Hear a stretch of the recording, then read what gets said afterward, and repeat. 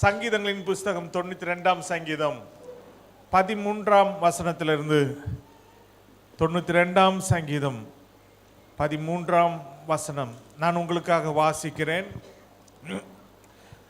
கர்த்தருடைய ஆலயத்திலே நாட்டப்பட்டவர்கள் எங்கள் தேவனுடைய பிரகாரங்களில் செழித்திருப்பார்கள்.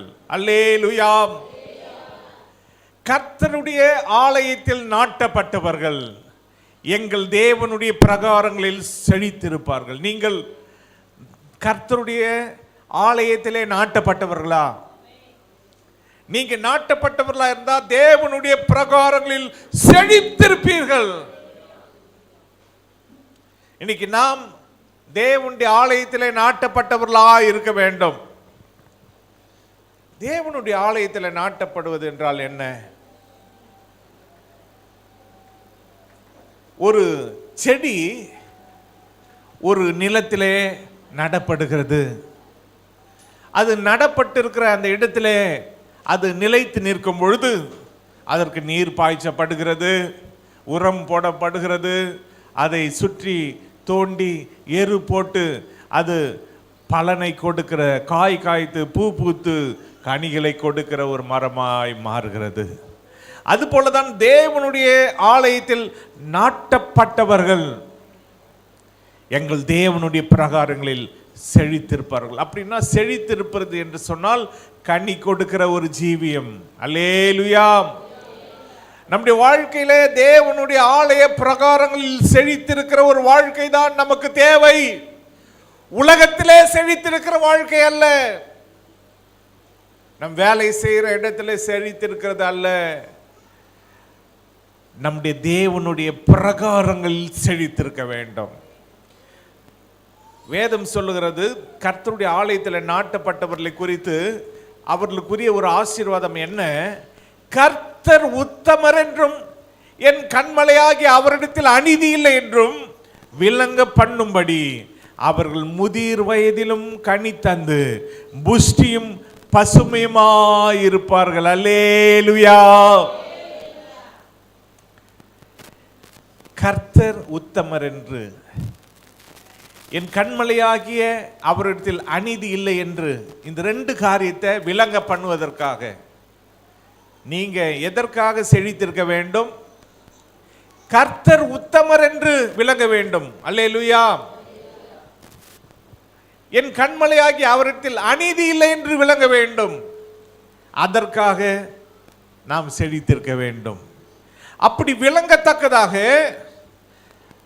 அவர்கள் முதிர் வயதிலும் கர்த்தர் உத்தமர், அவரிடத்தில் அநீதி இல்லை என்று விளங்க பண்ணும்படிக்கு உங்களை, என்னை தேவன் முதிர் வயதிலும் கனி தந்து புஷ்டியும் பசுமையுமாய் இருக்க செய்கிற தேவன். அப்படின்னா அதுக்கு நாம் என்ன செய்யணும்? கர்த்தருடைய ஆலயத்திலே நாட்டப்பட்டவர்களாக இருக்க வேண்டும். வேதம் சொல்லுகிறது, இதோ கனி கொடாத மரம்லாம் வெட்டுண்டு அக்கினியிலே போடப்படும். அப்போ நம்ம செழித்திருக்க வேண்டும், கனி கொடுக்க வேண்டும். ஏன்னா நம்ம தேவனுடைய ஆலயத்திலே நாட்டப்பட்டவர்கள். 92ஆம் சங்கீதம் 12ஆம் வசனம் சொல்லுகிறது, நீதிமான் பனையை போல் செழித்து லீபனோனில் உள்ள கேதுருவை போல் வளருவான். அப்ப நீதிமான், நாம் நீதிமானாய் இருக்கும் பொழுது, நாம் தேவனுடைய ஆலயத்தில் நாட்டப்பட்டவர்களாய் இருக்கும் பொழுது பனையை போல நாம் செழிப்போம், லீபனோனில் உள்ள கேதுருவை போல் வளருவோம். செழிப்பு வளர்ச்சி, செழிப்பு வளர்ச்சி. செழிப்பு என்றால் என்ன? ஆசீர்வாதங்கள். வளர்ச்சி என்றால் அது ஒரு வகையான ஆசீர்வாதம். அது நம்முடைய பெருக்கத்தை குறிக்கிறது. நம்முடைய பொருளாதாரத்திலே வளர்ச்சி, நம்முடைய ஆவிக்குரிய வரங்களிலே வளர்ச்சி, வல்லமைகளிலே வளர்ச்சி, நம்முடைய ஆவிக்குரிய வாழ்க்கையிலே தேவன் நம்மளை வச்சிருக்கிற, நம்மை வைத்திருக்கிற அந்த அளவுகளில் இருந்து ஒரு படி வளருவது. ஏற்கனவே நீங்கள் தேவனோடு கூட கொஞ்ச நேரம் செலவு செய்கிறவர்களா இருந்தால் இன்னும் கொஞ்ச நேரம் அதிகமாய் செலவு செய்வது, அதுதான் வளர்ச்சி. நம் தேவனுடைய ஆலயத்தில், ஏன்னா தேவனுடைய ஆலயம் ஒரு தோட்டம். இந்த ஆலயத்திலே நம் நடப்பட்டவர்களாக இருக்க வேண்டும். ஆண்டவர் முதல் ஏதேன் தோட்டத்தை உண்டாக்கினார். ஏதேன் தோட்டத்தை அவர் உண்டாக்கி அதில் இருக்கிற எல்லா மரம் செடி கொடிகளையும் ஆதாமிடத்தில் சொன்னார், நீ எல்லாவற்றையும் புசிக்கலாம், ஆனால் நன்மை தீமை அறியத்தக்க கனியின் விருட்சத்தை நீ புசிக்க வேண்டாம், நீ புசிக்கும் நாளிலே நீ சாகவே சாவாய். அப்படியானால் அந்த தோட்டத்தில் உள்ள எல்லா மரச்செடிகளும் யாருக்கு சொந்தமா ஆண்டவர் கொடுத்தார்? ஆதாமுக்கு கொடுத்தார். ஆதாமுக்கு கொடுத்த அந்த தோட்டத்தின் செடிகளிலே ஒரே ஒரு செடி மட்டும் ஆதாமுக்கு சொந்தம் கிடையாது. நன்மை தீமை அறியத்தக்க கனி. அது யாருக்கு தான் சொந்தம்? அந்த தோட்டத்தை உண்டாக்கின தேவனுக்கு தான் சொந்தம். ஆனா எப்போ ஏவாள் வந்தாங்களோ, சாத்தான உள்ள எப்போ நுழைஞ்சானோ, அவன் ஏவனதெல்லாம் ஆண்டவருக்கு உரிய அந்த கனியை போய் பறிக்கும்படிக்கு தேவனுக்கு சொந்தமான அந்த மரத்தில் போய் கை வைக்கத்தக்கதாக அப்படிதான் ஏவினான். இன்னைக்கு நம்முடைய வாழ்க்கையிலே கர்த்தருக்கு அடுத்த விஷயத்தில் கர்த்தருடைய காரியங்களில தான் கையை வைக்க சாத்தான் ஏவுவான். கர்த்தருடைய நாளை திருட ஏவுவான். போன வாரத்தில் பார்த்தோம், பிசாசினுடைய தந்திரங்களுக்கு நாம் எதிர்த்து நிற்க வேண்டும். அதற்கு திராணி உள்ளவர்களாய் இருக்கத்தக்கதாக தேவனுடைய சர்வாயுத வர்க்கத்தை தரித்து கொள்ள வேண்டும் என பிசாசு எப்படிப்பட்டவன், எப்படி ஏவுவான், எப்படி ஒரு மனுஷனை ஏமாத்துவான், எல்லாம் பார்த்தோம். ஆண்டவருடைய பெரிதான கிருபையினால பிசாசு ஒரு மனுஷனுக்குள்ள எப்படி புகர முடியும் எல்லாம் பார்த்தோம். தேவன் நமக்கு சத்தியத்தை வெளிப்படுத்தி காட்டினார். அப்படினால் நம்முடைய வாழ்க்கையில இந்த தோட்டத்தில் சபை என்பது ஒரு தோட்டம். அதுல நீங்க ஒரு காய்கறி செடியாக இருக்கலாம், அல்லேலூயா, அல்லது பழங்கள் கொடுக்கிற செடியாக இருக்கலாம், அல்லேலூயா, அல்லது பூக்களை கொடுக்கிற செடியாக இருக்கலாம். அதுக்கு ஒரு அல்லேலூயா சொல்லுங்க. நீங்க எந்த செடியா இருந்தாலும் உங்ககிட்ட இருந்து பூ தான் வருமா, அது கூட தேவனுக்கு சொந்தம். உங்ககிட்ட இருந்து காய்கறிகள் தான் வருதா, அதுவும் தேவனுக்கு தான் சொந்தம். உங்ககிட்ட இருந்து பழங்கள் வருதா, அதுவும் தேவனுக்கு தான் சொந்தம். ஆனா கனி மட்டும் கொடுக்காம இருக்கவே கூடாது. எந்த கனியை தேவன் உங்களிடத்தில் வைத்திருக்கிறாரோ அந்த கனியை நீங்க கொடுத்து கொண்டே இருக்க வேண்டும், செழித்து கொண்டே இருக்க வேண்டும், பசுமையாய் இருக்க வேண்டும், புஷ்டியாய் இருக்க வேண்டும். ஏன்னா நம்ம ஆலயத்தில் நாட்டப்பட்டு இருக்கிறோம். தேவனுடைய ஆலயம் தான் தோட்டம். தேவனுடைய தோட்டத்தில் அவர் நீரூற்றுகளை உண்டாக்கி வைத்திருக்கிறார். ஜீவ நதியை பாயும்படிக்கு செய்திருக்கிறார். பரிசுத்த ஆவியானவராகிய ஜீவ நதி பாய்ந்து செல்லுகிற இடமெல்லாம் செழிப்பு உண்டாகும். அங்க அந்த செடிகள் வளர்ந்து ஓங்கும், கனி கொடுக்கும். பரிசுத்த ஆவியானவர் நம்மளை நீதிமானாய் மாற்றி இருக்கிறபடினாலே பனை மரத்தை போல செழிப்போம். பனை மரத்துக்கு அழிவு அவ்வளவு சீக்கிரத்தில் வராது. அது உயர்ந்து நிற்கும். அது ஒவ்வொரு பகுதியும், அந்த பனை மரத்தில் இருக்கக்கூடிய ஒவ்வொரு பகுதியும் உபயோகமானது. அது போலதான் நாம் நீதிமானா இருந்தால் நம்முடைய வாழ்க்கையில ஒவ்வொரு பகுதிகளும் தேவனுக்கு உபயோகமானதாக இருக்கும். நாம் தூங்கினாலும் தேவனோடு நாம் ஐக்கியமாக இருந்து கொண்டே இருப்போம். நடந்தாலும் தேவனோடு ஐக்கியமாக இருந்து கொண்டே இருப்போம்.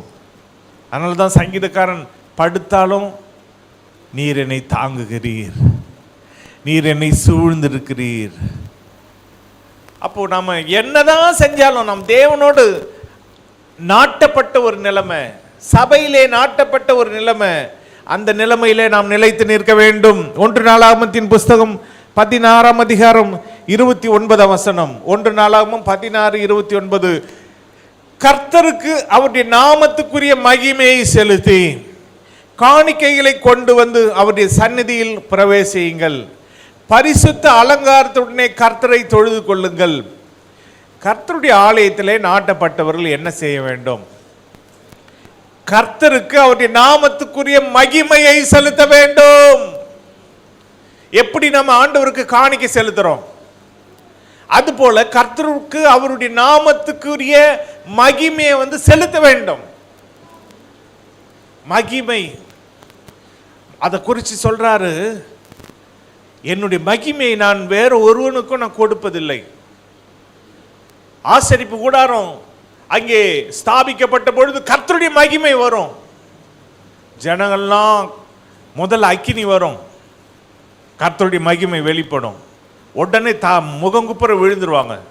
எப்பெல்லாம் கர்த்தருடைய மகிமை அங்கே வெளிப்படுதோ அப்பெல்லாம் முகங்குப்புற விழுந்து ஆண்டவராகி தேவனை பணிந்து கொள்வாங்க. அந்த மகிமையில் தான் தேவன் வாசம் பண்ணுகிறார். அப்ப நம்முடைய வாழ்க்கையிலே எல்லா மகிமையும் யாருக்கு செலுத்த வேண்டும்? நம்முடைய தேவனாகிய கர்த்தருக்கே செலுத்த வேண்டும். எல்லா மகிமையும், எல்லா துதியும், எல்லா கனத்தையும் நம்முடைய தேவனாகி கர்த்தர் அதை செலுத்த வேண்டும். அதை நாம் திருடக்கூடாது. அந்த மகிமையை நாம் ஒரு பொழுதும் நாம் எடுத்துக்கொள்ளவே கூடாது. ஒரு அற்புதம் நடக்குதா, அந்த அற்புதத்தை யார் செஞ்சது? தேவன் செய்கிறார். அந்த மகிமையை நாம் எடுக்கக்கூடாது. ஒரு அதிசயம் நடக்குதா, ஒரு விபத்திலிருந்து காப்பாற்றுறாரா, எல்லா மகிமையும் தேவனுக்குரியது. மகிமையை செலுத்த வேண்டும், அதை நாம் எடுக்கக்கூடாது. அதே போல காணிக்கைகளை செலுத்தி கொண்டு வந்து, காணிக்கைகளை கொண்டு வந்து அவருடைய சந்நிதியில் பிரவேசியுங்கள். காணிக்கைகளை கொண்டு வர வேண்டும். நாட்டப்பட்டிருக்கிறோம் அப்படியானால் மகிமையை செலுத்த வேண்டும். காணிக்கைகளை கொண்டு வந்து அவருடைய சந்நிதியில் பிரவேசிக்க வேண்டும். பரிசுத்த அலங்காரத்துடனே கர்த்தரை தொழுது கொள்ள வேண்டும். ஒரு அலங்காரம், எப்படிப்பட்ட அலங்காரம்? பரிசுத்த அலங்காரம். அல்லேலூயா. நாம எப்படிப்பட்ட அலங்காரம் உடையவர்களாக இருக்கிறோம்? சரீர பிரகாரமான அலங்காரம் உடையவர்களாக இருக்கிறோமா, அல்லது பரிசுத்த அலங்காரம் உடையவர்களாக இருக்கிறோமா? பரிசுத்த அலங்காரம் உடையவர்களாய் நாம் இருக்க வேண்டும். அதை தான் தேவன் விரும்புகிறார். அப்ப பரிசுத்தம் என்றால் என்ன? தீட்டான காரியங்களுக்கு விலகி இருந்து நம்மளை காத்து கொள்றது தான் பரிசுத்தம். நம்முடைய வாழ்க்கையில எப்படிப்பட்ட தீட்டான காரியங்கள் எதுவும் வராம, ஏன்னா ஒரு மனுஷன் தீட்டுப்பட்டு போவானால் அவனுடைய பரிசுத்தம் குலைச்சலாகிவிடும். பழைய ஏற்பாட்டு காலத்திலே மரித்த ஒரு பிணத்தினாலே தன்னை தீட்டு, அதை தொட்டவன் தீட்டு, பரிசுத்தத்தை இழந்து போயிடுறான். அவன் மூழ்கி அவன் காத்திருந்து அதன் பிறகுதான் அவன் வீட்டுக்கு போக முடியும். சாயங்காலம் சூரியன் மறைகிற வரைக்கும் காத்திருக்க வேண்டும். அவன் பரிசுத்தமாடே. இப்படி பல சுத்திகரிப்பு முறைமைகளை பழைய ஏற்பாட்டில் தேவன் வைத்திருந்தார். ஒரு இறைச்சியை தொட்டா அவன் தீட்டு, ஒரு வியாதிஸ்தனை தொட்டா தீட்டு, ஒரு குஷ்டரோகியை தொட்டா தீட்டு, ஒரு பெரும்பாடு உள்ள ஒரு ஸ்திரியை தொட்டா தீட்டு. இப்படியெல்லாம் தீட்டுகள் பல வகையில் இருந்தது. அது நம்முடைய பரிசுத்தத்தை குலைக்கிறதா இருந்தது. ஆனா எப்போ ஆண்டவர் இயேசு இந்த உலகத்தில் வந்தாரோ அப்பொழுது நம்முடைய பாவங்கள் எல்லாம் கழுவி ரத்தாம்பர நிறத்தில் இருந்தாலும் உறைந்த பனியை போல மாற்றி வெண்மையாக நம்மளை மாற்றி நம்மளை பரிசுத்தவானாக பரிசுத்தவாட்டியாக அவர் மாற்றி விட்டார். அதனால இன்னைக்கு நாம பரிசுத்த அலங்காரத்தோட கர்த்தரை தொழுது கொள்ள வேண்டும். நீங்க நல்ல ட்ரெஸ் உங்களுக்கு இல்லாம இருக்கலாம், வாட்ச் இல்லாம இருக்கலாம், உங்களுக்கு தங்கம் இல்லாமல் இருக்கலாம், கோல்டு போட்டுட்டு வர்றதுக்கு தங்கம் இல்லாமல் இருக்கலாம், நல்ல உடை இல்லாமல் இருக்கலாம், ஆனால் பரிசுத்தம் இருக்கா, அதை தான் அவர் எதிர்பார்க்குறார். பரிசுத்தம், அதில் நம்மளை அலங்காரம் பண்ணிட்டு அவருடைய ஆலயத்தில் வந்து அவரை தொழுது கொள்ள வேண்டும். அதே போல கர்த்தருடைய ஆலயத்தில் நாட்டப்பட்டவர்கள் என்ன செய்ய வேண்டும்? 2 நாளாகமத்தின் புஸ்தகம் 7ஆம் அதிகாரம், 2 நாளாகமம் புஸ்தகம் 7ஆம் அதிகாரம் அவனுடைய 3ஆம் வசனத்தை வாசிப்போம்.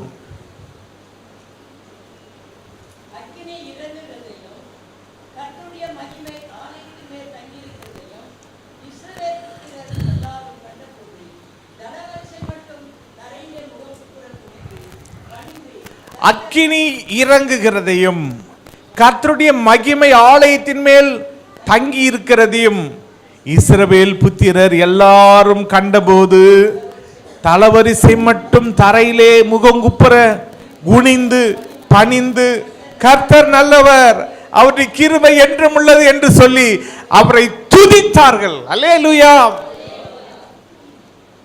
நாட்டப்பட்டவங்க அவரை துதிக்கணும். அவருடைய மகிமை வெளிப்படும் போதெல்லாம் துதிக்கணும். அவருடைய ஆலயத்தில் வரும்பொழுதெல்லாம் துதிக்கணும். மகிமை அவருக்கு செலுத்தணும். காணிக்கையோட உள்ள பிரவேசிக்கணும். பரிசுத்த அலங்காரத்தோட அவரை தொழுது கொள்ள வேண்டும். இங்கே அவரை வந்து துதிக்க வேண்டும். ஏன்னா நாம ஆலயத்தில் இருக்கிறோம். அல்லேலூயா. ஆலயத்தில் அவரை துதிக்க வந்திருக்கிறோம், அவருக்கு மகிமை செலுத்த வந்திருக்கிறோம், அவருக்கு காணிக்கை செலுத்த வந்திருக்கிறோம், பரிசுத்த அலங்காரத்தோடு அவரை தொழுது கொள்ள வந்திருக்கிறோம். ஏன்னா நம்ம ஆலயத்திலே நாட்டப்பட்டவர்கள். அப்போ ஞாயிற்றுக்கிழமையில் சபையில் ஆராதனைக்கு வராதவங்க அவங்க நாட்டப்படலை. அதனால் அந்த நாளை வேற ஒரு காரணத்துக்காக பயன்படுத்தி கொள்வாங்க. ஆனால் சபையில் ஆலயத்தில் நாட்டப்பட்டவர்கள் செழிப்பாங்க. ஆலயத்தில் நாட்டப்பட்டவர்கள் முதிர் வயதிலும் புஷ்டியும் பசுமையுமா இருப்பார்கள். ஆலயத்தில் அவர்கள் நாட்டப்பட்டவர்களாக இருந்தால் கர்த்தர் அவர் எப்படிப்பட்டவர் என்று சொல்லி உத்தமர் என்று, கர்த்தர் அநீதி அவரிடத்தில் இல்லை என்று விளங்க பண்ணும்படி அவர்கள் முதிர் வயதிலும் கனி தந்து புஷ்டியும் பசுமையுமா இருப்பார்கள். அல்லேலூயா. அப்போ இதுதான் தேவனுடைய ஆலயத்தில் இருக்கக்கூடிய ஆசீர்வாதம். அப்போ இந்த ஆலயமாகிய தோட்டத்தில் நீங்கள் யாராக இருக்கிறீர்கள்? பனைமரமாக இருக்கிறீங்களா, இல்லை காய்கறி மரமாக இருக்கிறீங்களா, இல்லை பூச்செடியாக இருக்கீங்களா, இல்லை பழ மரங்களாக இருக்கீங்களா, இல்லை சில மரங்கள் கேதுரு மரம், இப்படிப்பட்ட மரங்கள் வந்து அது காய் கனி எதுவும் கொடுக்காது. ஆனால் அந்த மரங்களை வச்சு பெரிய பெரிய கதவு செய்யலாம், பெரிய பெரிய ஜன்னல் செய்யலாம், பெரிய பெரிய உத்திரங்கள் செய்யலாம். அப்படிப்பட்ட மரங்கள். அத்தி மரம் அத்தி பழங்களை கொடுக்கும். அதே போல பல மரங்கள் இருக்கு. தைலங்களை உண்டு பண்ணக்கூடிய மரங்கள், எண்ணெய் ஒலிவோ மரம் ஒலிவோ எண்ணெயை கொடுக்கக்கூடியது. அந்த ஒலிவோ எண்ணெயை ஒரு பாத்திரத்தில் ஒரு சட்டியில் அது வாய் பகுதியில் மட்டும் தடவிட்டு உள்ளே எதை போட்டாலும் கெட்டு போகாது. அவ்வளோ மருந்து தன்மை வாய்ந்தது. அப்படிப்பட்ட கனி கொடுக்கக்கூடிய ஒலிவ எண்ணெயை கொடுக்கக்கூடிய மரமாய் நீங்கள் இருக்கலாம். ஆண்டவரே, உம்முடைய ஆலயமாகிய தோட்டத்தில் என்னை ஒரு கனி கொடுக்கிற மரமாக நீர் மாற்றும் ஆண்டவரே என்று இன்னைக்கு சொல்லலாமா? அல்லேலூயா. நான் ஆலயத்தில் நாட்டப்பட்டவளாய் இருக்க வேண்டும். உமக்காய் கனி கொடுக்க வேண்டும். அப்படியாக நாம் ஆண்டவருடைய சமூகத்தில் நாம் கேட்க வேண்டும். அது மட்டும் இல்லாமல் தேவனுடைய ஆலயம் ஒரு மாளிகையாக இருக்கிறது. தோட்டம் மட்டுமல்ல, தேவனுடைய ஆலயம் ஒரு மாளிகை. 1 பேதுரு 2ஆம் அதிகாரம் 4ஆம் வசனத்தை வாசிப்போம். 1 பேதுரு 2ஆம் அதிகாரம் 4ஆம் வசனம். 1 பேதுரு 2ஆம் அதிகாரம் 4ஆம் வசனத்தை உங்களுக்காக வாசிக்கிறேன். மனுஷரால் தள்ளப்பட்டதாயினும் தேவனால் தெரிந்து கொள்ளப்பட்டதும் விலையேறப்பட்டதுமாய் இருக்கிற ஜீவனுள்ள கல்லாகிய அவரிடத்தில் சேர்ந்தவர்களாகிய நீங்களும், 5ஆம் வசனம், ஜீவனுள்ள கற்களை போல ஆவிக்கேற்ற மாளிகையாகவும் இயேசு கிறிஸ்து மூலமாய் தேவனுக்கு பிரியமான ஆவிக்கேற்ற பலிகளை செலுத்தும்படிக்கு பரிசுத்த ஆசாரிய கூட்டமாகவும் கட்டப்பட்டு வருகிறீர்கள். நாம் ஒரு மாளிகை. மாளிகைன்னா என்ன? நீங்க பெரிய பில்டிங் பார்ப்பீங்க, பெருசு, நிறைய பேர், ஆயிரக்கணக்கான பேர் உள்ள போலாம், அதுதான் மாளிகை. அதுல பல அறைகள் இருக்கும். உதாரணத்துக்கு கல்யாண மாளிகை பார்த்துருப்பீங்க. அதுல மகனுக்கு ஒரு ரூமு, மணமகளுக்கு ஒரு ரூமு, இப்படி பல ரூம்கள் இருக்கும். அந்த கல்யாண மாளிகையில் 1000 பேர், 2000 பேர், சில மாளிகையில் 5000 பேர், சில மாளிகையில் 10,000 பேர் போவாங்க. அது மட்டுமல்ல, சேர்கள், டேபிள்கள் சாப்பிடுவதற்கு 1000 பேர், 2000 பேர், 3000 பேர் சாப்பிடக்கூடிய அளவுக்கு வசதி, இட வசதி இருக்கும். பல 100 கணக்கான கார்கள், வாகனங்கள் நிறுத்துவதற்கான இடம் அங்கே இருக்கும். அதற்கு பணியுடை செய்கிறவர்கள் இருப்பாங்க அந்த மாளிகையில். இப்படியெல்லாம் இருக்குது தான் மாளிகை. அப்ப நாம் தேவனுடைய மாளிகை. அல்லேலூயா. நாம் தேவனுடைய மாளிகையாய் இருந்தால் எவ்வளவு ஒரு உன்னதமான நிலைமையில் நாம் இருக்க வேண்டும். தேவனுடைய இந்த மாளிகை, அதை குறித்து நாம் பார்க்கும்பொழுது 2 பேதுரு 3ஆம் அதிகாரம் 10, 11 ஆகிய வசனங்களிலே, 2 பேதுரு 3ஆம் அதிகாரம் நான் உங்களுக்காக வாசிக்கிறேன். 10, 11 ஆகிய வசனங்கள். கர்த்தருடைய நாள் இரவிலே திருடன் வருகிற விதமாய் வரும். அப்பொழுது வானங்கள் மடமட என்று அகன்று போம், பூதங்கள் வெந்து உருகி போம், பூமியும் அதில் உள்ள கிரியைகளும் எரிந்து அழிந்து போம். இப்படி இவைகள் எல்லாம் அழிந்து போகிறதா இருக்கிறபடியால் நீங்கள் எப்படிப்பட்ட பரிசுத்த நடக்கையும் தேவ பக்தியும் உள்ளவர்களாய் இருக்க வேண்டும். ஒரு மாளிகை, நாம் தான் அந்த மாளிகை. அப்ப நாம எப்படிப்பட்ட பரிசுத்த நடக்கையும் தேவ பக்தியும் உள்ளவர்களாய் இருக்க வேண்டும். நிறைய பேருக்கு பரிசுத்த நடக்கை இல்லை, அவங்க நடக்க சரியில்லை. சிலர் சொல்லுவாங்க நடத்த கெட்டவங்க, சொல்றாங்களா இல்லையா? அப்ப அவங்க நடக்க சரியில்லை. அப்ப பரிசுத்த நடக்கை உள்ளவர்களாய், நாம் மாளிகை, பரிசுத்த நடக்கை உள்ளவர்களாய் இருக்க வேண்டும், தேவ பக்தி உள்ளவர்களாய் இருக்க வேண்டும்.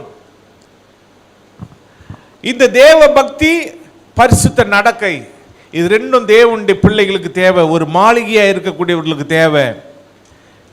ஒரு தோட்டமா இருக்கும் பொழுது எப்படி பரிசுத்த அலங்காரம் தேவையோ, அது போல ஒரு மாளிகையா இருக்கும் பொழுது நமக்கு தேவ பக்தியும் பரிசுத்த நடக்கையும் தேவை. ஏன்னா நம்ம மாளிகை, நம்முடைய நடக்கையை பலர் பார்ப்பாங்க. எப்படி மாளிகையில் பலர் வருவாங்களோ, அங்கே பெரிய அலங்கார லைட் தொங்கும், அந்த மாளிகையில் பல மின் விளக்குகள் தொங்கும். விளக்குகள்னால் அலங்கரிக்கப்பட்டவங்க எல்லாத்தையும் பார்ப்பாங்க. ஒரு ஊரில் ஒரு வயதுக்கு வந்த ஒரு விழா நடந்துச்சு. அந்த விழாவில் போனால் ஏசி ரூமு, அங்கே நல்லா விளக்கெல்லாம் தொங்குது, நல்லா. அதுபோல் அந்த மாளிகை ரொம்ப அழகாக இருந்துச்சு. அதுபோல் கூட நம்ம சர்ச்சை கட்டலாங்கிற மாதிரி. அப்போ பாருங்க, நாம் ஒரு மாளிகையாக இருந்தால் நம்முடைய பரிசுத்த நடக்கையை மற்றவர்கள் பார்த்து வியக்கத்தக்கதாக, இவங்க இவ்வளோ நேரம் எப்படி ஜெபம் பண்ணுறாங்க, இவங்க இவ்வளோ நேரம் எப்படி உபவாசம் எடுக்கிறாங்க, இவ்வளோ நேரம் எப்படி வேதத்தை வாசிக்கிறாங்க, எப்படி இவங்க மட்டும் டெய்லி ஆலயத்துக்கு போகிறாங்க.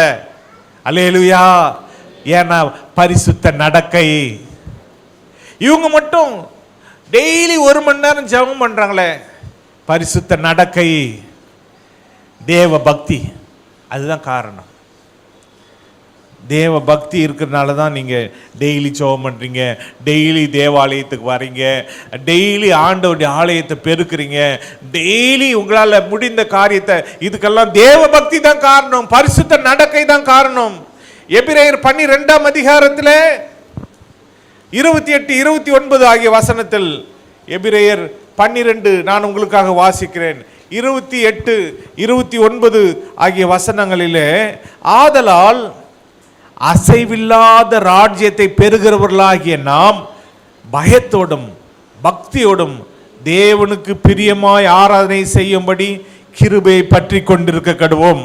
நம்முடைய தேவன் பட்சிக்கிற அக்கினியா இருக்கிறாரே. என்னதான் நம் மாளிகையா இருந்தாலும் கிருபையை பற்றி கொண்டிருக்க வேண்டும். என்ன தேவன் பட்சிக்கிற அக்கினி. அதனால அசைவில்லாத ராஜ்யத்தை பெறுகிறவர்களாகிய நாம் பயத்தோடும் பக்தியோடும் தேவனுக்கு பிரியமாய் ஆராதனை செய்யும்படி. பிரியமான ஆராதனையா இருக்கா நம்முடைய ஆராதனை? பிரியமா? நீங்களே உங்களை கேட்டு பாருங்க. நான் இன்னைக்கு வந்தேன், இன்னைக்கு நான் ஆண்டவர் ஆராதனை செஞ்சேன், அது பிரியமான ஆராதனை இருக்கா? முதல் நமக்கு அது பிரியமான ஆராதனையா இருந்துச்சா? நமக்கு பிரியமான ஆராதனையா இருந்துச்சுன்னா தேவனுக்கும் பிரியமான ஆராதனையா இருக்கும். நமக்கே பிரியம் இல்லாத ஆராதனையா இருந்துச்சுன்னா தேவனுக்கு எப்படி அது பிரியமா இருக்கும்? அப்ப பிரியமான ஆராதனையாய் அந்த ஆராதனையை நாம் மாற்றிக்கொள்ள வேண்டும். அப்ப தேவ அந்த பயத்தோடு தேவ பக்தியோடு இருந்தாதான் பிரியமான ஆராதனை செய்ய முடியும். தேவ பயம், தேவ பக்தி. தேவ பயம் இல்லாதவங்க செல்போனை நோண்டிட்டு இருப்பாங்க. ஏன்னா அவங்களுக்கு தேவ பயம் இல்லை. தேவ பயம் இல்லாதவங்க குழந்தைய கொஞ்சிட்டு இருப்பாங்க. ஏன்னா அவங்களுக்கு தேவனை விட குழந்தை தான் முக்கியம். தேவ பயம் இல்லாதவங்க அங்க எங்கேயாவது ஏதாவது பார்த்துட்டு இருப்பாங்க, வாட்ஸ்அப்பை நோண்டிட்டு இருப்பாங்க. ஏன்னா அவங்களுக்கு தேவ பயம் இல்லை, பக்தி இல்லை. பக்தி இருந்தா முழங்கால் படிக்கிடுவாங்க, பக்தி இருந்தா தலையில துணி போடுவாங்க, பக்தி இருந்தா எழுமி நிற்பாங்க, பக்தி இருந்தா பாடுவாங்க சத்தமா, பக்தி இருந்தா கை தட்டுவாங்க, பக்தி இருந்தா ஜெபம் பண்ணுவாங்க, பக்தி இருந்தா துதிப்பாங்க, பக்தி இருந்தா ஆண்டவருக்காக என்ன வேணாலும் செய்வாங்க. இதெல்லாம் தான் நம்முடைய பக்தியை காட்டுகிறது. நம்முடைய வாழ்க்கையில தேவ பக்தி இல்லை என்று சொன்னா நாம கிருபையை போக்கடிக்கிறவர்களா இருக்கிறோம். அதனால தான் கிருபையை பற்றி கொள்ள கடவோம். அல்லேலூயா. ஆராதனை செய்யும்படி, பிரியமான ஆராதனை செய்யும்படி கிருபையை பற்றி கொள்ள கடவோம். ஏன் கிருபையை பற்றி கொள்ளணும்னா நம்முடைய தேவன் பட்சிக்கிற அக்கினி. கிருபையை பற்றி கொள்ளல நம்மள தேவன் பட்சித்துருவார். அதனால கிருபையில் ஒழிஞ்சிக்கிட்டே இருக்கணும். கிருபை ஏசப்பா, உங்க கிருபை தான் ஏசப்பா. நான் நிற்பது உம்முடைய கிருபை ஏசப்பா, நான் நடப்பது உம்முடைய கிருபை அப்பா, நான் மூச்சு விடுறது உம்முடைய கிருபை, நான் வாழ்வது உம்முடைய கிருபை ஏசப்பா. ஏசப்பா உங்க கிருபை தான்பா ஏசப்பா, உங்க கிருபைக்காக நன்றி. என் தேவையிலே சந்தித்தீரே, உங்க கிருபைக்கு நன்றி அப்பா, உம்முடைய இரக்கத்துக்கு நன்றி அப்பா. ஆண்டவர் இயேசு மகிமைப்படுத்திக்கிட்டே இருக்கணும். அவர் கிருபையை பற்றி கொண்டே இருக்க வேண்டும். ஏன்னா அவர் பட்சிக்கிற அக்கினியா இருக்கிறாரு. அவருக்கு பிரியமான ஆராதனை செய்து கொண்டே இருக்க வேண்டும். யாக்கோபு 1 அதிகாரம் 26, 27 ஆகிய வசனங்களை வாசிப்போம். யாக்கோபு நிருபம் 26, 27 வசனம். உங்களில் ஒருவன் தன் நாவை அடக்காமல் தன் இருதயத்தை வஞ்சித்து தன்னை தேவ பக்தி உள்ளவன் என்று எண்ணினால் அவனுடைய தேவ பக்தி வீணாயிருக்கும். 27 திக்கற்ற பிள்ளைகளும் விதவிகளும் படுகிற உபத்திரவத்திலே அவர்களை விசாரிக்கிறதும் உலகத்தால் கரைபடாதபடிக்கு தன்னை காத்து கொள்ளுகிறதுமே பிதாவாகிய தேவனுக்கு முன்பாக மாசில்லாத சுத்தமான பக்தியா இருக்கிறது. அல்லேலூயா. மாசில்லாத சுத்தமான தேவ பக்தி, இதுதான் நமக்கு தேவை. அப்போ அதற்கு நம்ம என்ன செய்ய வேணும்? ஒருவன் தன் நாவை அடக்க வேண்டும். எதை அடக்கணும்? நாவை அடக்கு. அந்த நாவை அடக்கணும். நாவு அடக்கம் தேவை. எப்படி ஈச்சை அடக்கம் தேவை, அது போல நாவு அடக்கம் தேவை. அப்பதான் நம்ம உண்மையான பக்தி உள்ளவர்களாக இருக்க முடியும். நாவு அடக்கத்தோட தேவ பக்தி உள்ளவன் என்று எண்ணினால், நாவு அடக்கம் இல்லாம தேவ பக்தி உள்ளவன் என்று எண்ணினா நம்மளையே நம்ம என்ன பண்றோம், வஞ்சிக்கிறோம். அந்த பக்தி வீணாயிருக்கும். வாய்க்கு சிலர் வந்தபடியெல்லாம் பேசுவாங்க. ஆனா அவங்க கிறிஸ்தவங்க, அவங்க விசுவாசி, அவங்க தேவ பிள்ளை, அவங்க பக்தி உள்ளவங்க. அதெல்லாம் வேஸ்ட். அந்த பக்தி எல்லாம் வேஸ்ட். அப்படி வாய்க்கு வந்தபடி பேசி ஒருத்தருடைய இருதயத்தில் ஈட்டியை வச்சு குத்தி அவங்கள ரத்தம் வர வச்சு இப்படியெல்லாம் பண்ணக்கூடாது. அல்லேலூயா. அப்போ நம்ம நாவு அடக்கம் தேவை. அதனால்தான் புறஜாதி மக்கள் நாவு அடக்கிறதுக்கு என்ன தெரியுமா பண்ணுவாங்க, நாவில் ஒரு இது ஏதோ குத்துவாங்க. நாவு அடக்கிறதுக்கு ஈட்டி குத்துவாங்கல்ல, அதை குத்தி அவங்க நாவை வந்து அடக்கினே இருப்பாங்க, நீட்டிக்கினே இருக்கும் நாவு. அதில் இழுத்து வச்சு நாக்கில் குத்திடுவாங்க. ஏன்னா அவங்க அடக்கம் தேவை. ரொம்ப ரொம்ப பேசுகிறாங்க இவங்க நாவை வந்து. அது போல் நம்ம ஆட்களுக்கெல்லாம் குத்தணும்னு நினைக்கிறேன். யாரெல்லாம் நாவு அடக்காமல் இருக்கிறாங்களோ அவங்களுக்கு ஒரு சின்ன சின்ன ஈட்டி எடுத்துன்னு, ஈட்டியில் ஒரு சிலுவை எடுத்துகிட்டு வந்து குத்திடணும் நாவில். அப்படியே அவங்க சிலுவையை நாக்கில் நீட்டினே போகணும்.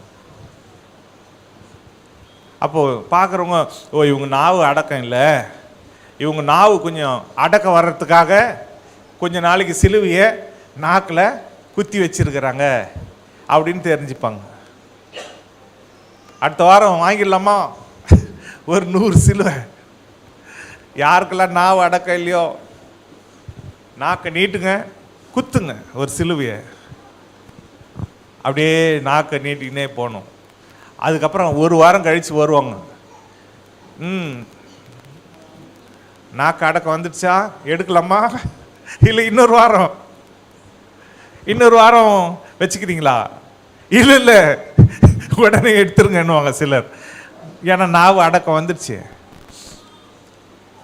இல்லை நீங்கள் பேசுறதை வச்சு தான் சொல்லுங்க கரெக்டாக அப்படின்னா அவங்கள நாவு அடக்கம் இருக்கா இல்லையான்னு அவங்க எதனா சொல்லும் போதே தெரியும். அவங்க சரியாக சொல்லலைன்னா இல்லை இல்லை அடுத்த வாரம் தான் நாங்கள் உங்களுக்கு எடுக்க முடியும் அப்படின்னு அமுச்சு விட்டுணும். இப்படி நாவு அடக்கம் இல்லைன்னா அந்த பக்தி வீணா இருக்கும். திக்கற்ற பிள்ளைகள், இதை மட்டும் மனசுல வச்சுங்க. திக்கற்ற பிள்ளைகள், விதவைகள், அவங்க படுகிற உபத்திரவங்களிலே அவர்களை விசாரிக்க வேண்டும். எது உண்மையான பக்தி? நாவு அடக்கத்தை முதல் உடையவர்களா இருக்க வேண்டும். அதன் பிறகு திக்கற்ற பிள்ளைகள். நம்ம சபையில் எந்த பிள்ளை திக்கற்ற பிள்ளையா இருந்தாலும், விதவைகள், அவங்க படுகிற உபத்திரவத்தில் அவர்களை விசாரிக்கிறதும், உலகத்தால் கரைப்படாதபடிக்கு தன்னை காத்து கொள்றதுமே. சிலர் திக்கற்ற பிள்ளைகளை வந்து அதாவது திக்கற்ற பிள்ளைகள், விதவைகள், இவங்க படுகிற உபத்திரவத்தில் வந்து இவங்க வந்து குளிர் காஞ்சிருவாங்க. திக்கற்ற பிள்ளைன்னா அந்த பிள்ளையை கூப்பிட்டு வேலை வாங்கிட்டே இருப்பாங்க. டேய் கடைக்கு போயிட்டு வா, பால் வாங்கினு வா, கடைக்கு போயிட்டு வா, டீ வாங்கினு வா, காஃபி வாங்கினு வா. திக்கற்ற பிள்ளை. அவனுக்காக பேச யாருமே இல்லை. அதனால இங்கே கடைக்கு போ, அங்கே கடைக்கு போ, இப்படி வேலை வாங்கிட்டு இருப்பாங்க. திக்கற்ற பிள்ளை அப்படி நம்ம விசாரிக்கிறது கிடையாது. நம்மளால முடிஞ்சதை அவங்களுக்கு செய்யறது தான் கர்த்தரை கனப்படுத்துறது. அல்லேலூயா. அவங்கள வச்சு வேலை வாங்கினா தேவன் அவங்களுக்காக நம்மளை விசாரிப்பார்.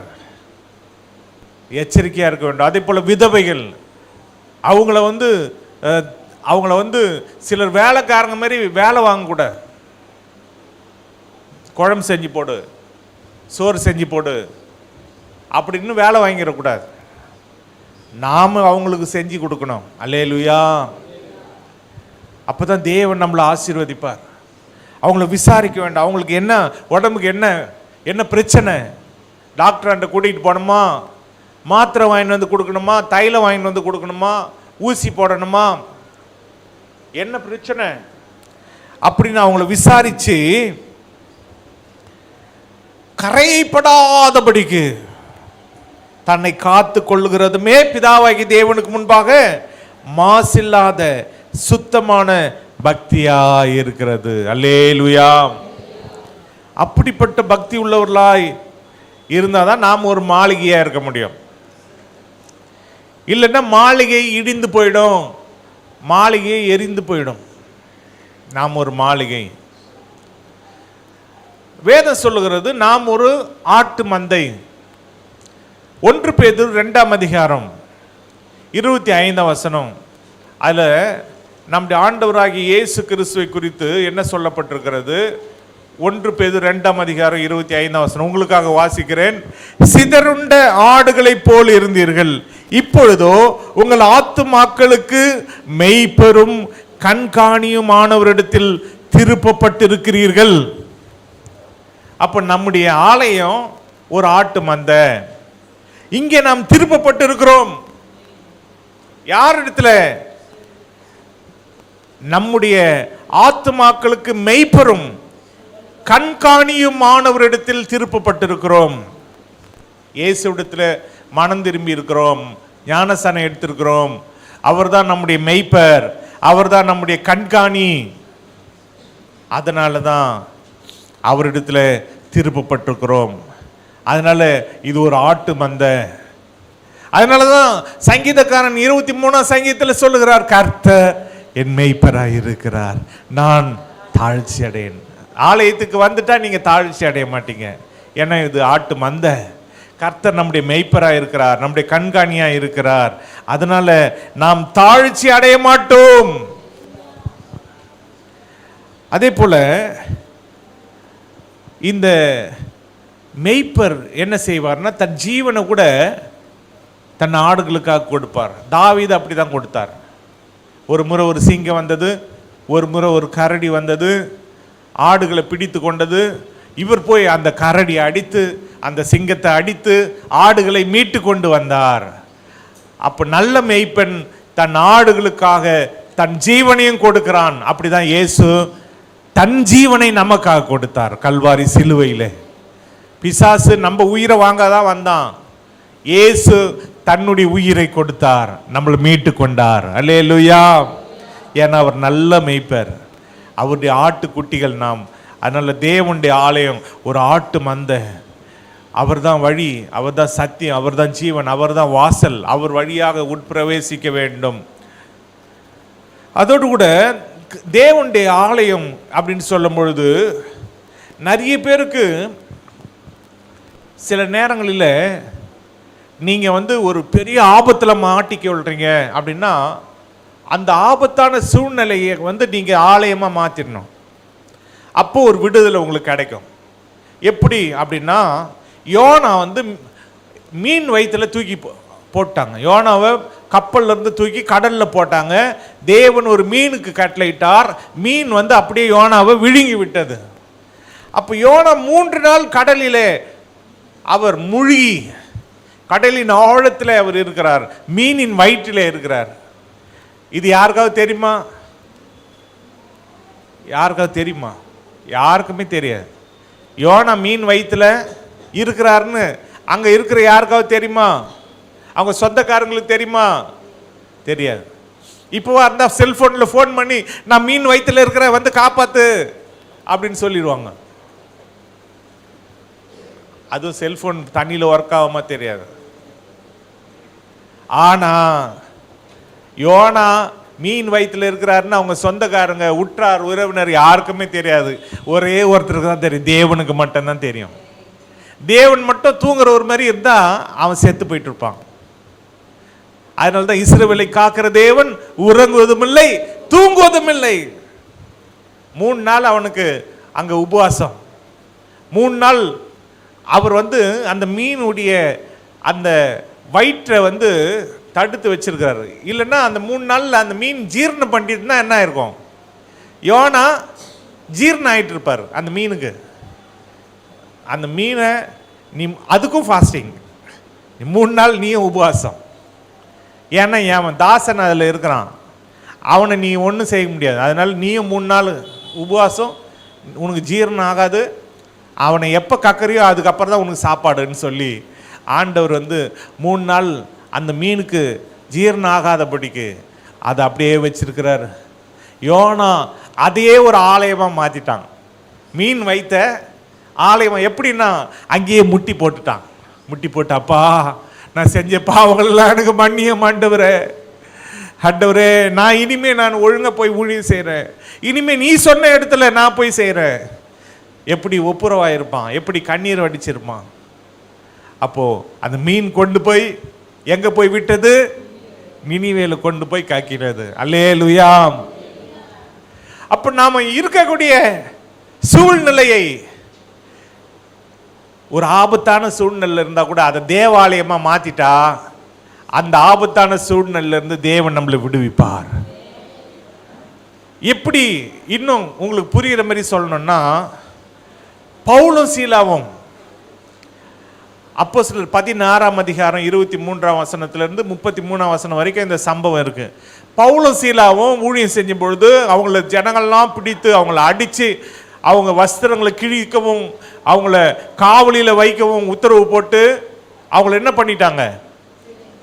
சிறைச்சாலையில் தொழு மரத்தில் கால்களையெல்லாம் கட்டி வச்சுட்டாங்க, சங்கிலியில் கட்டி.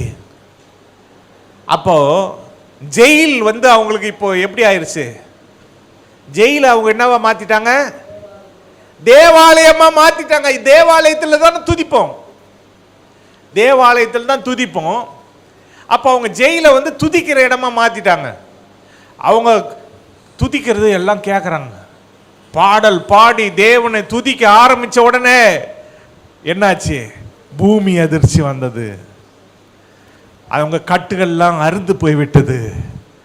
உடனே அதெல்லாம் பார்த்த உடனே அவங்க எல்லாம் ஓடிட்டாங்க போல் இருக்குன்னு அந்த சிறை தலைவன் கத்தியை ஓங்கி தன்னையே குத்தி கொள்றதுக்கு ஓங்கி குத்த பார்க்குறான்.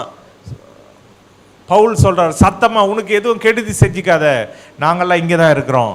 உடனே ஓடி வந்து ஆண்டவன்மாரே ரட்சிக்கப்படுறதுக்கு நாங்கள் என்ன செய்யணும்? அப்போ ஆண்டவருடைய வசனத்தை அவங்களுக்கு போதிக்கிறாங்க. அன்று இரவே அவங்க என்ன பண்ணாங்க? ஞானஸ்தானம் எடுத்தாங்க. இவங்களுக்கு காயங்கள் எல்லாம் தொடச்சி, காயங்களுக்கெல்லாம் கழுவி, காயங்களுக்கெல்லாம் மருந்து வார்த்து, நல்ல ஆகாரத்தை கொடுத்து அவங்களும் சந்தோஷமாயிட்டாங்க, இவங்களுக்கும் சந்தோஷம். அல்லேலூயா. அப்போ எப்பேற்பட்ட சூழ்நிலையையும் தேவனுடைய பிள்ளைகள் நீங்க உபத்திரவத்தின் பாதையில, அதனால்தான் அழுகையின் பாதையிலே அவர்கள் நடந்து போய் அதை என்ன பண்ணிட்டாங்களாம்? நீரூற்றாய் மாத்திட்டாங்க. நீங்க அழற கண்ணீர் கண்ணீர் கண்ணீர் பார்த்தா திடீர்னு பார்த்தா நீரூற்று பார்த்தா உங்க கண்ணீரை கூட இருக்கும் அது, ஆனா நீரூற்று வந்துருச்சு. அல்லேலூயா. அப்போ அழுகையின் பள்ளத்தாக்கிலே நடந்து போய் நீரூற்றுகளாய் அதை மாற்றுகிற வல்லமை தேவன் நம்ம கொடுத்திருக்கிறார்.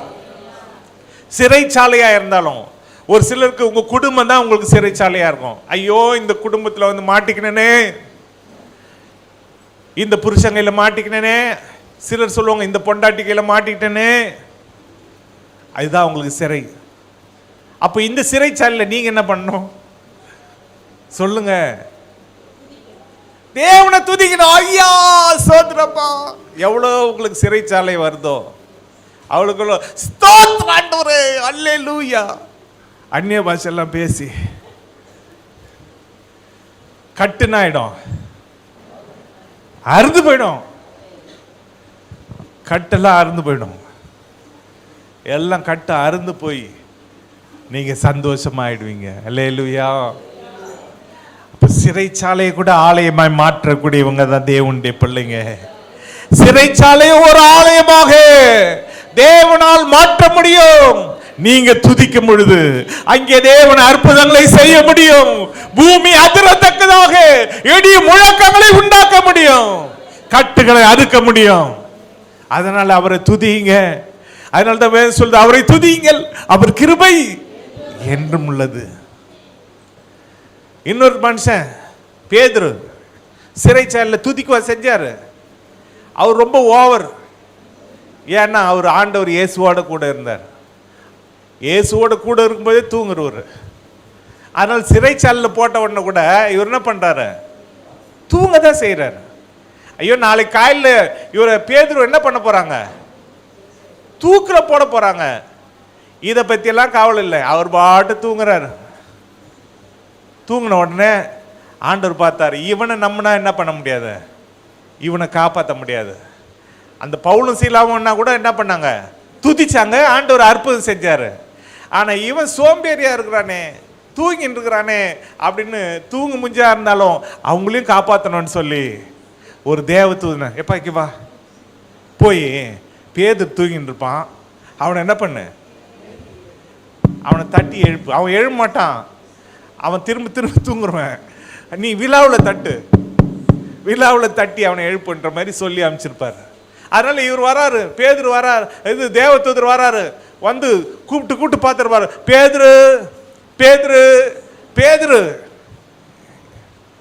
சத்தமே இல்லை. அப்புறம் ஆண்டவர் சொன்னார், விழாவில் தட்டணும். ஏன்னா விழாவில் தட்டணும் தான் கிச்சு கிச்சு காட்டும், அப்படிதானே? அதனால விழாவில் தட்டு திரும்ப தூங்குறதுக்கு பார்க்குறாரு. தட்டின உடனே எழும்புடா, ஆண்டவர் உன்னை கூப்பிடுறாரு. சில பசங்களை வாடா சர்ச்சைக்கு போகலான்னா தூங்க பார்ப்பாங்க. அப்போ தேவ தூதனை தான் அனுப்பணும். எழுப்பி விழாவில் தட்டி கூட்டு வரத்துக்கு. அப்போ இந்த பேதுருவை விழாவில் தட்டி அவரே அறியாம காலில் செருப்பு போட்டார். சொப்பனம் நினச்சி 1வது காவல், 2வது காவல், 3வது காவல் எல்லாத்தையும் தாண்டி அப்புறம் வெளில வந்த உடனே அப்போதான் அவருக்கு தெரியுது, நம்ம நடந்து போகிறோம் அப்படின்னு. இவ்வளோ நேரம் என்ன நினச்சிருக்காருன்னா, தூக்கத்துலேயே நம்ம நடக்கிறோம். நீங்கள் தூக்கத்தில் மட்டும் நடக்காதீங்க. அதனால தான் எங்கள் அம்மா சொல்லுவாங்க, பா ட்ரெயினில் போகும்போது ஜாக்கிரதையாக போ, நடந்துக்கிட்டு இறங்கிட்டு போயிட கதவை திறந்து. ஏன்னா ட்ரெயின் போயின்னு இருக்கோம், தூக்கத்தில் எதனா நடந்துட்டா என்ன ஆகிடும், நம்ம வீடுன்னு நினச்சி கதவு திறந்து வேற ரூமுக்கு போகிற மாதிரி வெளியில் குச்சிட்டா என்ன ஆகிடும். பேதுருக்கு சொப்பனத்தில் தூங்குறாரு, சொப்பனத்தில் நடக்கிறது மாதிரி அவருக்கு தெரியுது, ஆனால் உண்மையிலேயே நடக்கிறார். தேவ தூதன் விழாவில் தட்டி எழுப்பி வெளில கொண்டு வந்து காப்பாற்றினார், உயிரை காப்பாற்றினார். ஏன் தெரியுமா? அந்த விசுவாசிகள் பண்ண ஜபம். விசுவாசிகள் ஊக்கமா ஜபம் பண்ணிட்டு இருக்கிறாங்க. அவர் தூங்கினாலும் இவங்க பண்ண ஜபத்தில் தேவ தூதனை அனுப்பி உயிரோட காப்பாற்றி கொண்டு வந்து கொடுத்துட்டார். நீங்க பண்ற ஜபம் எங்கள் எல்லாம் தாங்கி கொண்டிருக்கிறது. அல்லேலூயா.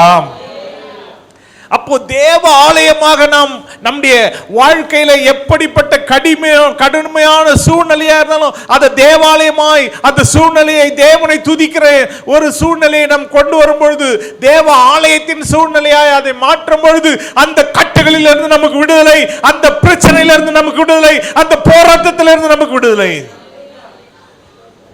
ஹாஸ்பிட்டலா இருந்தா கூட அதை தேவாலயமா மாத்திருங்க. அல்லேலூயா. ஹாஸ்பிட்டலா இருந்தா கூட அங்க துதிக்க ஆரம்பிச்சிருங்க. ஸ்தோத்திர ஏசப்பா, ஸ்தோத்திர ஏசப்பா. ஊசி போட்ட டாக்டர் பார்த்துரு, ஸ்தோத்திர ஏசப்பா அப்படின்னு.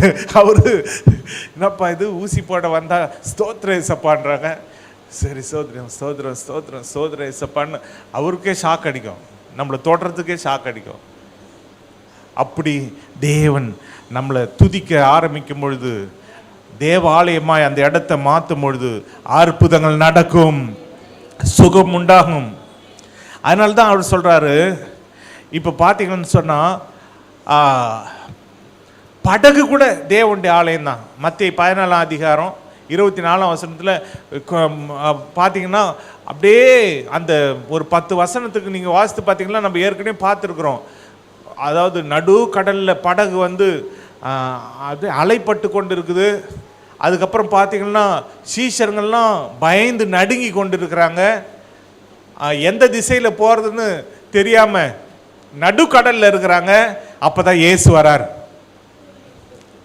காற்று, எதிர்காற்று. எல்லாம் வருத்தத்தில் இருக்கிறாங்க, எல்லாம் கவலையில் இருக்காங்க, உயிர் பிழைப்புமா மாட்டுமா. அப்போதான் பேதுரு ஆண்டவர் இயேசுவை பார்த்த உடனே ஆவேசம்னு எல்லாரும் பயப்படுறாங்க. ஆண்டவர் இயேசு சொல்றார், நான் தான், திடன் கொள்ளுங்கள். ஆண்டவரை நீரே ஆனா நானும் நடக்கும்படி செய்ய வா. நடக்கிறார் பேதுரு. பேதுரு நடந்த உடனே அவரோடு கூட சேர்ந்து படவுல ஏறுறாங்க. காற்று கொந்தளிப்பு, கடல் கொந்தளிப்பு, காற்று எதிர்காற்று எல்லாம் அமைதியாக மாறிடுச்சு. உடனே படகுலேயே ஒரு ஆராதனை. இயேசு என்ன பண்ணாங்க? பணிந்து கொண்டாங்க. அல்லேலூயா. ட்ரெயினில் போனாலும் பஸ்ஸில் போனாலும் அதுவே நம்ம ஒரு தேவாலயமாக மாற்றிடணும். காரில் போனாலும் தேவாலயம்.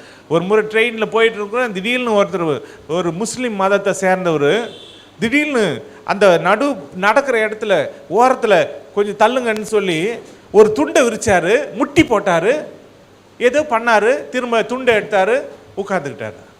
அந்த குறிப்பிட்ட நேரத்தில் அவங்க துண்டை விரித்து அவங்களுடைய இதை நிறைவேற்றிடுறாங்க. அப்போ பாருங்க, அப்போ தேவனை ஆராதிக்கிற நாம என்ன செய்கிறோம்? தேவ ஆலயத்துக்குள்ளே வர நேரத்தில் வேற எங்கேயாவது சுத்தத்துக்கு போயிடுறோம். தேவனை தேடுற துதிக்கிற நேரத்தில் தானியேல் 3 வேளையும் தேவனை ஆராதனை செஞ்சார், ஜெபம் பண்ணினார். அப்போ நாம் மட்டும் ஏன் அப்படி இருக்கிறோம்? பேதுரு மாதிரி இருக்கிறோம். ஜெயிலில் போட்டாலும் தூங்கினார்ல நிம்மதியா. அது மாதிரி நம்ம இன்னதான் பிரச்சனை இருந்தாலும் அதை பற்றியெல்லாம் கவலை கிடையாது. நாளைக்கு உங்கள் பிள்ளைங்க எப்படி இருப்பாங்க அதை பற்றி யாராவது கவலைப்படுறீங்களா? அவங்க பிள்ளைங்களுடைய எதிர்காலம் எப்படி இருக்க போகுது அதை பற்றியெல்லாம் கவலைப்படாமல் இன்னைக்கு நம்ம சாப்பிட்டுட்டு நாளைக்கு கதையை நாளைக்கு பார்க்கலான்ற மாதிரி நம்ம இருக்கிறோம். அப்படி இருக்காதீங்க, பாரப்படுங்க. ஆண்டவரே, என் பிள்ளைங்களை இப்படி கரத்தில் ஒப்பு கொடுக்குறேன். பிள்ளைகள் தூங்கும் பொழுது அவங்கள தொட்டு ஜெபம் பண்ணுங்க. ஆண்டவரே, இந்த பிள்ளைகள் நாளை தலைவர்களாய் மாற வேண்டும். இந்த பிள்ளைகளுடைய எதிர்காலம் செழிப்பா இருக்க வேண்டும். நாங்கள் படுற கஷ்டத்தை இந்த பிள்ளைங்க படக்கூடாதப்பா. இந்த பிள்ளைகள் பரிசுத்த பிள்ளைகளாய் வளர வேண்டும். இந்த பிள்ளைகள் எந்த கெட்ட பழக்கத்துக்கும் போயிடக்கூடாதப்பா. அப்படியாக பிள்ளைகளுக்காக, நாளை சந்ததிக்காக நம் ஊழியம் செய்ய வேண்டும். சண்டே ஸ்கூல் ஊழியம்னா நிறைய பேர் செய்யறதில்லை. சண்டே ஸ்கூல் ஊழியத்தை செய்யுங்க. பேதுருவை பார்த்து ஆண்டவர் சொன்னார், நீ இடத்துல அன்பா இருக்கிறாயா? அன்பா இருந்தா என்ன செய்ய? என் ஆட்டு குட்டிகளை மேய்ப்பையாக. அதுக்கு பிறகுதான் ஆடுகளை மேய்ப்பையாக. அப்போ ஆட்டு குட்டிகளை இயேசு மேல நான் அன்பா இருக்கிறேன்னா நீங்க எல்லாருமே சண்டே ஸ்கூல் ஊழியம் செய்யணும். உங்க பகுதிகளில் கூட செய்யுங்க, உங்க வீடுகளில் கூட நடத்துங்க. ஆனா சண்டே ஸ்கூல் ஊழியத்தை நீங்க செய்யணும்.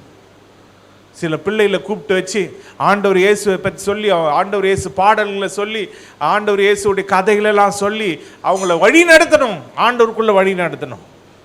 அப்படியாக நாம் தேவாலயமாய் நம்முடைய வீட்டையே தேவாலயமாய் மாற்ற வேண்டும். அல்லேலூயா. அதோடு கூட நாமே தேவாலயம். 1 கொரிந்தியர் 3:17 ஒருவன் தேவனுடைய ஆலயத்தை கெடுத்தால் அவனை தேவன் கெடுப்பார். தேவனுடைய ஆலயம் பரிசுத்தமா இருக்கிறது, நீங்களே அந்த ஆலயம். நாம் தான் தேவாலயம்.